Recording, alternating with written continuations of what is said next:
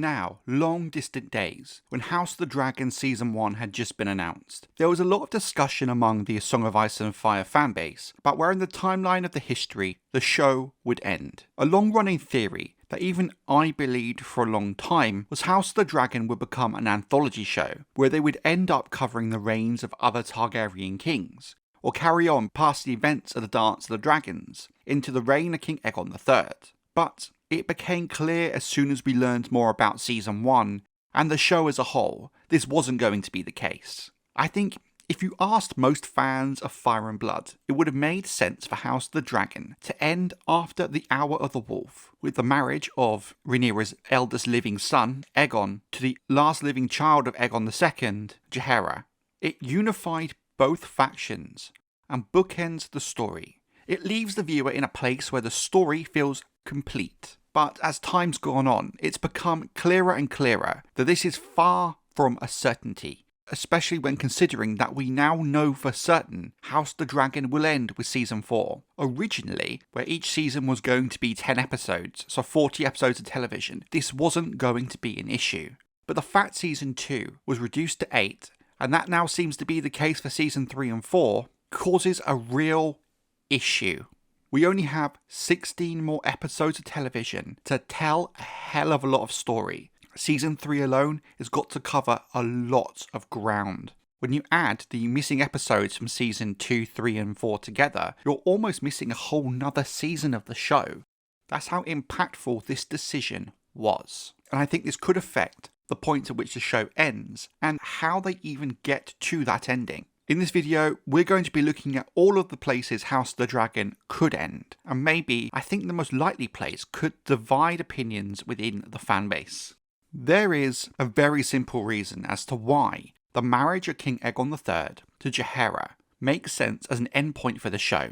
It's because by this point in the story, most of the main narrative threads have been resolved. The remnants of the Blacks and the Greens have come together during the Hour of the Wolf to create this peace deal that both sides of the war can palate. Most of the adult main characters are dead, leaving this handful of young Targaryens to rebuild the dynasty, or what's left of it. It really works in terms of symbology. In the ash and devastation, you have these two broken and traumatized young children forced to marry for the sake of the realm. But there are two huge issues with this endpoint: time and the butterfly effect of making changes from the source material during Season 2. Given we only have 16 episodes left to cover the war, it seems highly unlikely the show has time to actually reach this point without huge cuts and changes. Think about all the big events that are still to come in Season 3 and 4. The Gullet, the Fishfeed, the Butcher's Ball, both battles of Tumbleton, the fall of King's Landing to Rhaenyra, Aegon on Dragonstone, Rhaenyra losing King's Landing, the Moon of Madness and the Dragon Pit, let alone the Hour of the Wolf. That's just the key plot points. You still have loads of really important stuff to cover to connect these events together. There simply isn't enough time to cover all of this, and the Hour of the Wolf, done properly, in theory would be a couple of episodes in itself. So unless Ryan Condal is going to carry on making these huge changes to the story, it's just not possible to do it like this in 16 episodes. There is one other factor than time that has made this endpoint, in my view, extremely unlikely. Maelor Targaryen. We know the cutting of Aegon and Helena's second son had a huge impact on the show's version of Blood and Cheese, and it's something that George R. R. Martin has pointed to in one of his scathing blog posts about Season 2 of the show, and showrunner Ryan Condal. He described the removal of Maelor as one of the many toxic butterflies that could come as a result of the changes that were being made. Maelor on paper might seem like a very minor character, but his brutal and tragic death at Bitterbridge, where he's torn limb from limb by a mob wanting to turn him in for the bounty Rhaenyra's put on him, is a vital part in Rhaenyra's downfall for a multitude of reasons. But arguably, most importantly, the murder of a toddler in her name really turns the already jumpy small folk against her within King's Landing, being part of the fuel of the Moon of Madness, thus her ultimate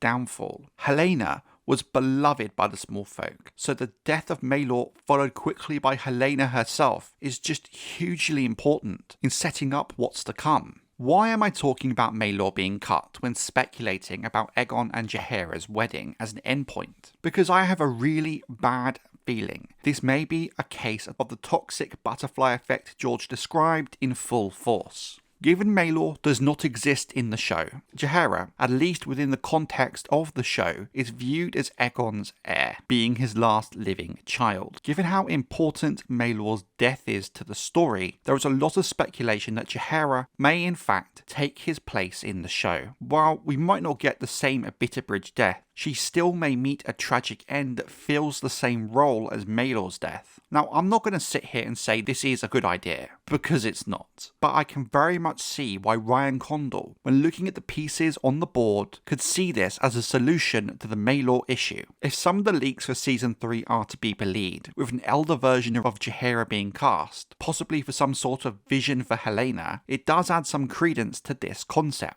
While Jaehaera's storyline post Dance of the Dragons, marrying Aegon and her own tragically similar death to her mother, is compelling, if the show never intends to get to these points in the story anyway, it frees her up to be used in such a way. In theory, you could perhaps still end with a wedding, but not the one we think. They could just go ahead and marry Aegon III to his second wife after Jaehaera's death, Rhaenyra Velaryon.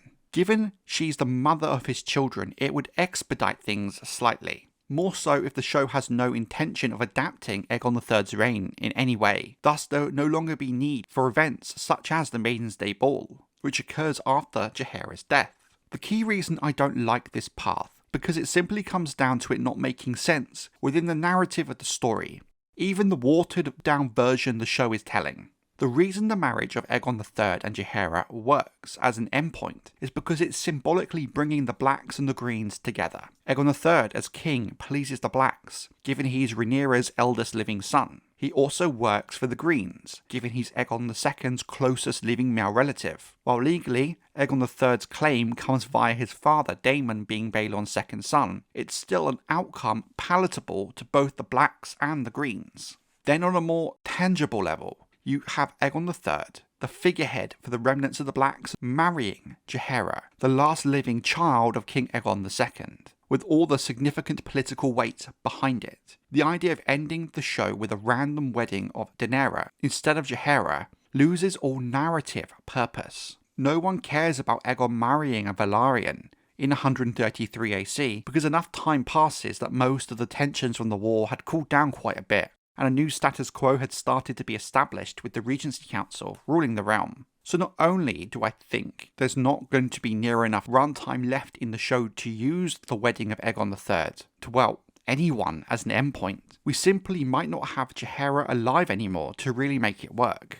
During the build-up to Season 1 of House of the Dragon, there was a lot of speculation regarding how many seasons the show would run. I made a video a long time ago predicting to tell the main story of the Dance of the Dragons, you would need 4 10-episode seasons. But I felt confidently they would do 5, with the 5th kind of acting as an epilogue of sorts, covering the Hour of the Wolf till the return of Prince Viserys from captivity in Lys, as I felt that would narratively be a strong point to end on. I think it became clear with Season 1 that wasn't going to happen, given the changes that Ryan Condal had made, and Season 2 made it very clear, in his eyes, what the key story elements of House of the Dragon were, and the Regency in Viserys II's return, as much as I would enjoy it, is not what Condal or HBO have in mind. For me personally, the Hour of the Wolf is one of the most interesting aspects of the Dance of the Dragons. House Targaryen is decimated, and fixing the realm is left in the hands of a group of young lords from both sides of the war, each wanting differing things out of the peace deal. You have figures such as Corlys Velaryon, whom at different stages of the war was part of both the Blacks and the Green faction, which, given how much of a key player he was for Rhaenyra, sums up how everything just fell apart for her very quickly. You have the Lads, this group of very young lords from the Riverlands, whom, given the state of play towards the end of the war, find themselves with huge influence in the peace talks. But most of all, you have Cregan Stark, who marches into King's Landing, becoming Hand of the King, and effectively dispenses his own form of justice. It doesn't matter if you were a Black or a Green. If you committed a crime, you will face the consequences and the wrath of Cregan. Now, given how much of Fire and Blood the Hour of the Wolf takes up, you would think that House of the Dragon would not have time to cover it at all. But there's certainly ways they can condense it, and would only really need a single episode to cover it, with it kind of being an epilogue. It takes place over 6 days, but as long as you hit and wrap up all the major plot threads, you could even show it as happening as little as an afternoon. The issue is there's a lot of stuff that happens between Aegon II's death and the Hour of the Wolf that the show simply will not have time to cover in depth. There's a lot of politics, and well, new characters needing to be established, hence why a cut down version might still be possible. The issue still comes back to how you handle the wedding aspect. You can still do a coronation of Aegon III as an endpoint, which is what I suspect may happen, but as I've made clear, it loses all narrative weight without the wedding part to Jaehaera, whom it looks like might not be making it to the end of the story. Another really popular theory in regards to an endpoint of the show is actually Aegon II's death. There is some really interesting politics happening in the background during this time. There's an argument to be made that the war's over at this point. Rhaenyra is dead, and Aegon is the king. There is a reason they call it the short, sad reign in the book, because despite the fact Aegon is king, he's a physically broken man. An army of the remnants of the Blacks is marching up the King's Road. All the while, even his supporters are plotting behind his back. Showing the death of Aegon, and maybe ending the show on it, really symbolises the end of the Dance of the Dragons in a similar way the marriage of Aegon and Jaehaera does. Thus it can thematically and narratively still work as an endpoint. Yet there's still some things left hanging, such as the Hour of the Wolf, which is a shame, but there's definitely enough runtime left in season 3 and 4 to make it to Aegon's death, and to do it well, rather than a half-hearted attempt at the Hour of the Wolf, squeezed into the last 15 minutes of the final episode. However, like I said, if they expedite things slightly, that shortened version of the Hour of the Wolf can still work. Maybe with the last shot of the show being a brief look at the coronation of Aegon III, rather than fully showing it. Kind of like how episode 1 of season 1 handled the Great Council of 101 AC. Maybe a voiceover with some shots of the coronation in the background, give the viewer enough context to get what's happened.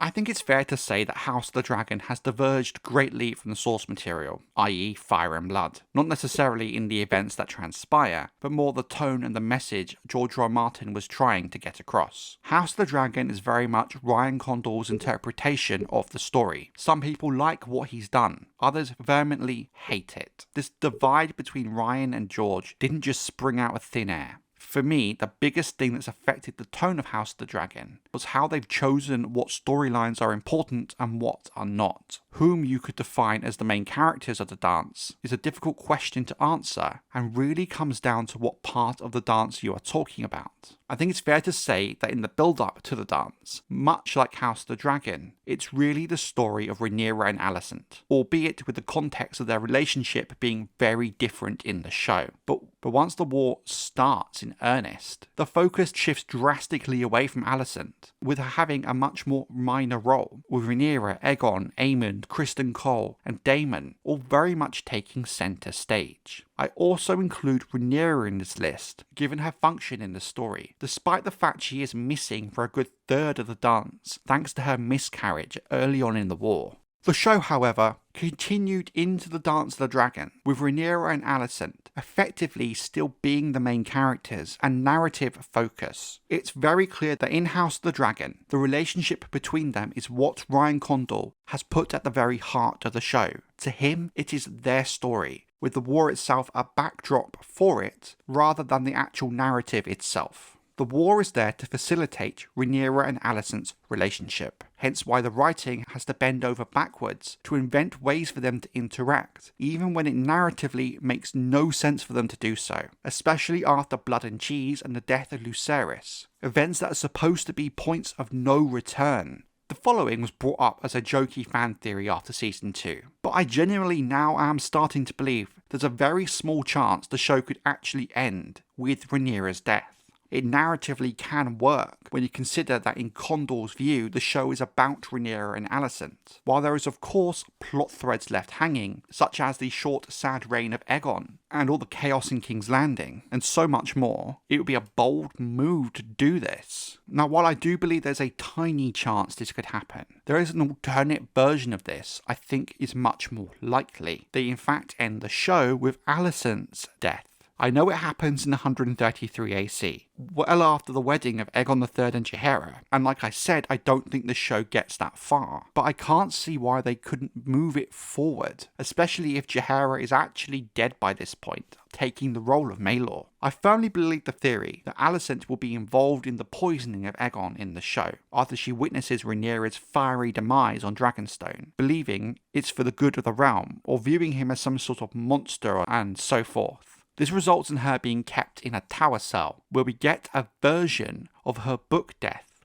In the book, she dies of a winter fever that's ravaging Westeros, while being haunted by the memories of her children, and for some reason King Jaehaerys, and specifically not Viserys, which brings up a whole lot of other questions. I think, however, in the show, if they do this, it would be Rhaenyra that she's haunted by, especially given how central their relationship is to the show. It would narratively fit for the show and would have a very bittersweet tone. Now, if you've gathered, I'm not a massive fan of how the show's handled either Alicent or Rhaenyra, but if they are going to persist with this dynamic into season 3 and 4, I can at least stomach a narratively fitting ending for it, such as this. You could even have Emma Darcy coming back for a cameo as like a ghostly figure. I don't know if any of you guys have watched The Tudors, but in the final episode, as Henry VIII lay dying, they bring back all of his queens as ghosts. It was a really great way of ending the show. They could do something similar here. Maybe not just with Rhaenyra, actually. You could perhaps pull in Otto, Kristen Cole, Aemond, Aegon, Helena, kind of have a Christmas Carol-esque thing going on. The reason I'm actually supportive of this idea,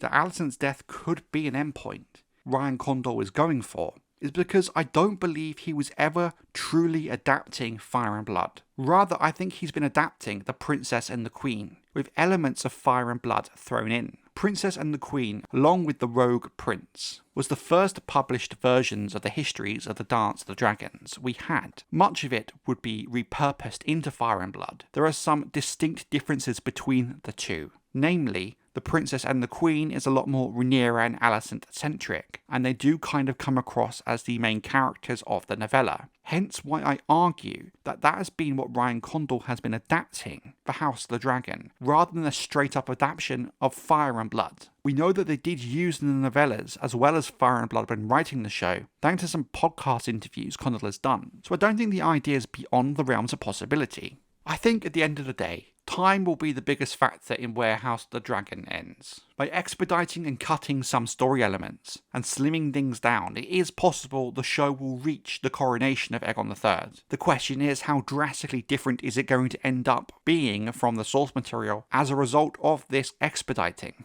And is it actually going to make narrative sense? If the show can't make it that far, the Hour of the Wolf, Aegon's assassination, Rhaenyra's death, hell, even Alicent's death, could all narratively work, even if there would be plot threads left hanging in some of them. I honestly could not put my money on how things are going to play out here, but I think season 3 will give us a good indication of what's getting cut and what's being changed. So I want to know what you guys think about this. Where do you think House of the Dragon is going to end? Let me know, because I'll be doing a follow-up on this.